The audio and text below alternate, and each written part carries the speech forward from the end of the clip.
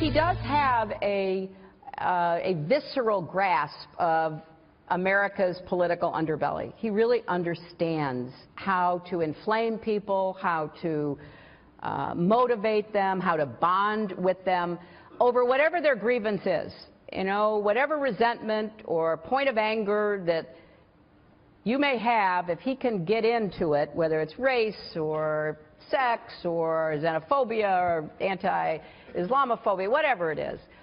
And so we're seeing it on a broader stage. And it is deeply troubling for not only our politics, but for our position in the world. Aren't those chairs you sit in for video games very close to the ground, right? I mean, you're sitting there playing Space Invaders. Either that or she's in like an old seat from a Delta plane. Right, absolutely. It's a red chair. Why waste them? Right. All right, let's bring in the former UK Independence Party leader and Fox News contributor, Mr. Nigel Farage.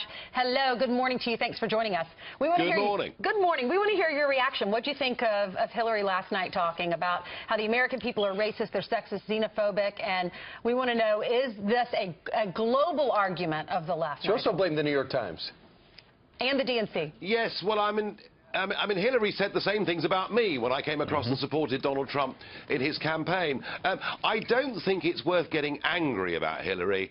I just think she looks sad and pathetic. There is nothing worse in life than a bad loser. Nothing worse than somebody who blames absolutely everybody else for their own failings. And let's face it, you know, she represented an out-of-touch, out-of-date establishment. She almost appeared as if it was her right to become the president, and I'm very pleased she didn't. Let's just, I tell you what, from now on, let's just ignore her. Nigel, I think that a lot of people in her own party must be shaking their heads saying, how can we turn the page if she won't? Because, like it or not, she represents a lot of money and established power.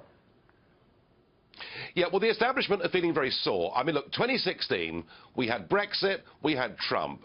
They still haven't got over it. They're still not reconciled to it. They'd had it their own way for far too long. They haven't recognised that the world has changed.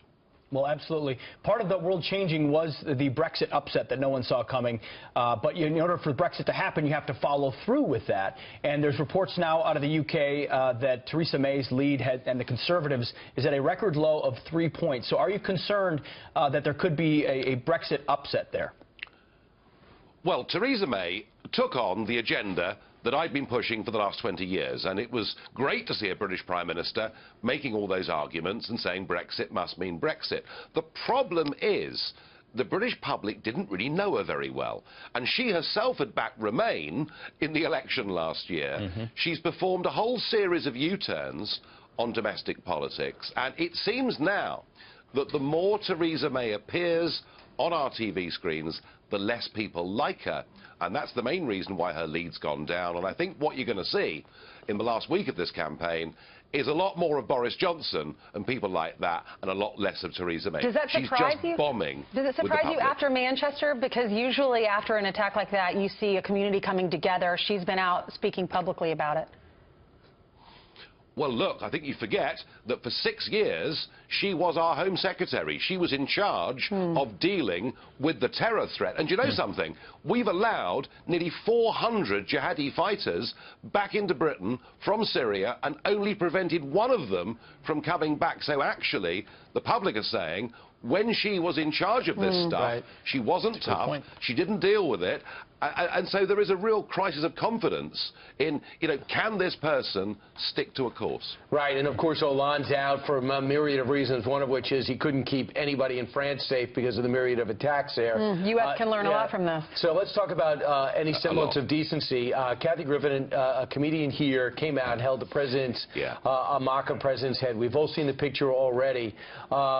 Do you think we've reached a tipping point where some degree of civility will come back in, being that both sides are so outraged by this? Or am I just in another world? I hope so.